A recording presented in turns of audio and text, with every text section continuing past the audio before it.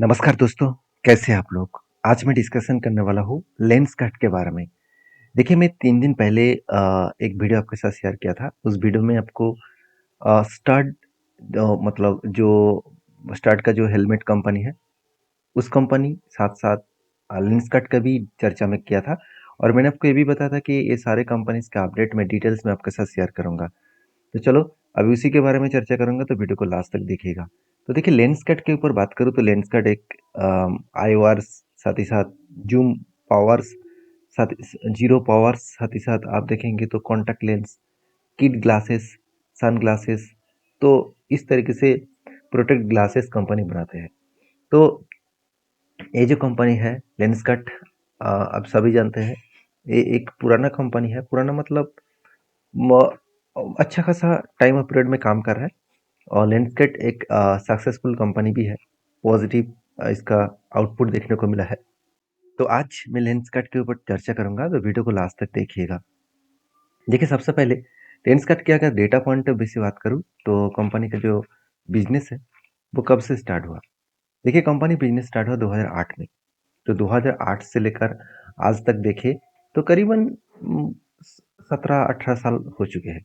तो 17-18 साल हो चुके हैं कंपनी और कंपनी का मेनली बिजनेस आप जान चुके हैं मैन्युफैक्चरिंग करते हैं कंपनी साथ ही साथ ब्रांडिंग भी करते हैं साथ ही साथ रिटेल काउंटर में भी बेचते हैं और वो जो प्रोडक्ट बेचते हैं आप देख सकते हैं eye glasses sun glasses contact lens साथ ही साथ एक्सेसरीज भी कंपनी बेचते हैं। तो डेटा पॉइंट के हिसाब से बात करूँ तो कंपनी के टोटल जो लेंस कट ऑपरेटेड है वो 2700 से भी ज़्यादा स्टोर ग्लोबली मार्केट में है और 2723 टोटल स्टोर ग्लोबल मार्केट में है और 2067 जो है वो इंडियन में है और 656 ओवरसीज बाकी जगह पे है।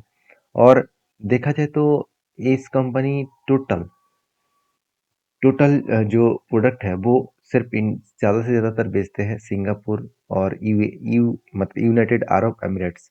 तो इस तरीके से जगह पे कंपनी बेचते हैं। 69 सिटीज़ में कंपनी बेच रहा है और 40 इंडियन सिटीज़ में और बाकी देखा जाए तो 3 डिलीवरी करते हैं अलग अलग मतलब देखा जाए तो कंट्रीज़ में।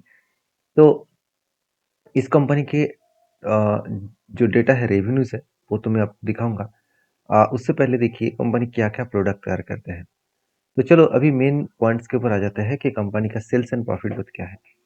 देखिए एक डेटा मैं आपके साथ शेयर करूंगा। सबसे पहले देखिए सेल्स का ग्रोथ 25% से ग्रोथ हो रहा है सेल्स का ग्रोथ एंड प्रॉफिट ग्रोथ हो रहा है करीबन 3028% के आसपास।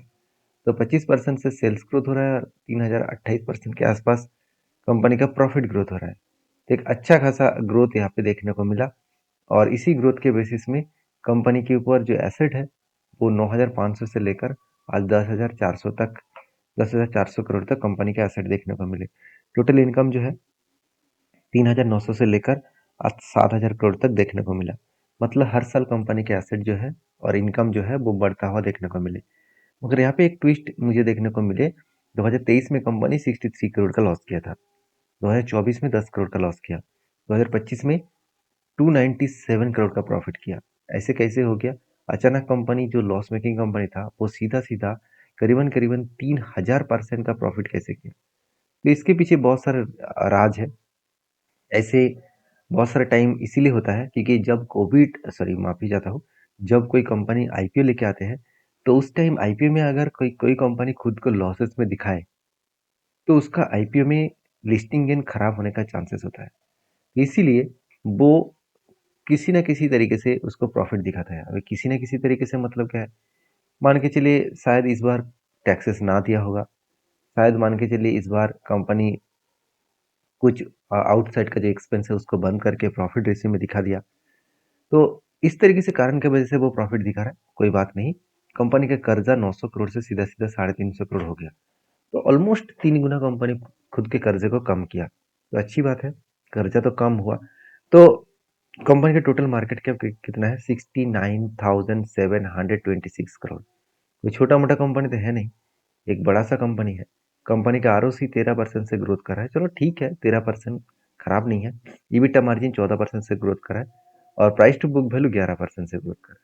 मगर एक बात नोटिस करना, कंपनी के अर्निंग पर शेयर जो है वो बहुत खराब है।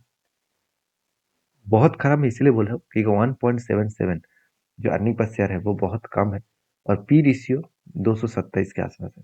तो वैल्यूएशन बहुत ज़्यादा है और अर्निंग पर शेयर बहुत कम है। यही मुझे सबसे ज़्यादा डाउटेबल लगा। तीसरी बात, कंपनी के सर इस साल में प्रॉफिट हुआ और वो भी 3000% सीधा सीधा। तो ये भी मुझे एक डाउट लगा।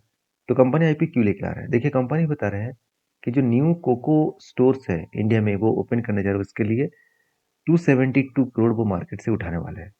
और साथ ही साथ कंपनी ये भी बता रहा है कि लेंस रेंट, साथ ही साथ लेंस जो एग्रीमेंट्स है उसको मतलब जो ऑपरेटेड बाय द कंपनी है 590 करोड़ वो कंपनी मार्केट से उठाने वाला है इस कारण की वजह से। साथ ही साथ क्लाउड इंफ्रास्ट्रक्चर बनाने के लिए टेक्नोलॉजीज को बड़ा करने के लिए 213 करोड़ उठाएगा। ब्रांड मार्केटिंग बिजनेस करने के लिए कंपनी 320 करोड़ उठाने वाले है। तो ये सब कारण की वजह से कंपनी मार्केट से पैसा उठाने वाले है। तो टोटल कितना पैसा उठाएगा चलो वो भी देख लेते हैं। कंपनी ऑलमोस्ट कह दिया है कि 7280 करोड़ के आसपास कंपनी मार्केट से पैसा उठाएंगे। तो टोटल जो इशू साइज है वो बहुत बड़ा है, 7280 करोड़। तो इतना पैसा वो उठाने वाला है। अभी फ्रेश इशू के बारे में बात करूँ तो 2150 करोड़ फ्रेश इशू है और ऑफर फर्स्ट सेल जो है वो 5000 करोड़ तक ऑफर फर्स्ट सेल है। इसका मतलब ऑफर फर्स्ट सेल ज़्यादा है और प्रोमोटर खुद के जेब में पैसा लेके जाएंगे। तो मुझे देखिए जो डेटा देखने को मिला कंपनी की तरफ से, हाई वैल्यूएशन है, कंपनी के प्रॉफिट मार्जिन में फ्लेक्सिबिलिटी है। जो लॉस मेकिंग कंपनी था उसको अचानक प्रॉफिट दिखा दिया 3000 करोड़ का। तो ये सारे पॉइंट्स मुझे थोड़ा सा डाउटेबल लगा। फिर भी इतनी बड़े कंपनी है तो इसको देखकर, और मार्केट भी पॉजिटिव ट्रेंडिंग में है, ओवरऑल निफ्टी सेंसेक्स पॉजिटिव में है, तो उसके कारण की वजह से एक पॉजिटिव व्यू दिखा सकते हैं। क्योंकि मार्केट जब पॉजिटिव होते है उसी टाइम जो कंपनी का परफॉर्मेंस अच्छा नहीं होता उस कंपनी का ही आईपीओ देखने को मिलता है। तो एक चीज नोटिस करना, देखिए कंपनी का बिजनेस के ऊपर इन्वेस्टमेंट वो करना चाहते हैं तो ज्यादा से ज्यादा तो इन्वेस्टमेंट बिजनेस के ऊपर करना चाहिए था। तो 5000 करोड़ क्यों मार्केट से उठा रहा है, प्रोमोटर के जेब में क्यों जाएगा? क्योंकि देखिए जो लोग इन्वेस्टर हैं वो तो पहले ही देख चुके हैं कि इतने दिनों से तो कंपनी प्रॉफिट कर नहीं रहा, तो मुझे तो प्रॉफिट नहीं मिल रहा है। जो लोग इन्वेस्टर हैं तो वो कैसे पैसा निकालेंगे मार्केट से, मतलब कंपनी से? वो इसीलिए प्रेशर देते हैं, कंपनी का जो ओनर है, कंपनी का जो फाउंडर है उसको प्रेशर देते हैं कि मैंने जो इन्वेस्टमेंट किया, मैंने मतलब जो इन्वेस्टर ने इन्वेस्टमेंट किया, वो प्रेशर देते हैं कि मुझे पैसा चाहिए तो इसके लिए आप आईपीओ लेके आइए, चाहे वो हाई वैल्यूएशन में हो कुछ भी हो। देखिए कंपनीज के ऊपर दो के फेस वैल्यू के हिसाब से 280 से लेकर 400 के आसपास प्राइस बैंड रखा। तो कंपनी के 31 मतलब कल के दिन से कंपनी आईपीओ ओपन हो जाएगा। 4 तारीख इसका लास्ट डेट है और सबसे बड़ी बात है ओपनिंग डेट है 10 तारीख। तो देखिए मैंने सारे पॉइंट आपके साथ शेयर किया, जस्ट लास्ट पॉइंट बाकी है कंपनी का ग्रे मार्केट प्रीमियम। देखिए सीधा सीधा आप देखने को ही आपको मिल जाएगा। जब 27 तारीख का ग्रे मार्केट प्रीमियम ओपन हुआ तो 26% का ग्रे मार्केट प्रीमियम था। उसके बाद 28 तारीख में 18% और 29 तारीख में 11%। तो लोगों का इंटरेस्ट धीरे धीरे खत्म हो रहा है। तो मुझे नहीं लग रहा इतना खास आईपीओ में लिस्टिंग गेन देखने को मिलेगा, क्योंकि मुझे उतना ज़्यादा पॉइंट ऑफ व्यू से कंपनी का डेटा पॉजिटिव नहीं लगा।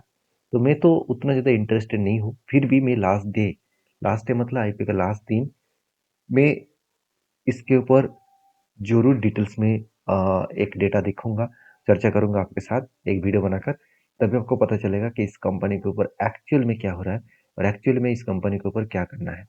देखिए मेरे काम था सारे पॉइंट्स आपके साथ शेयर करना, आपका काम है उसके ऊपर मुझे रिप्लाई करना और उसके ऊपर वेरीफाई करके काम करना। तो मुझे जरूर कमेंट्स करके बताना इस कंपनी कितना अच्छा है। अ, अगर अच्छा है, अगर आपको अच्छा लगता है तो यस लिखिए, अगर आपको अच्छा नहीं लगता है तो नो लिखिए। तो वीडियो में जानकारी लास्ट तक देखने के लिए बहुत बहुत धन्यवाद। मिलते हैं नेक्स्ट वीडियो में, तब तक के लिए बाय बाय।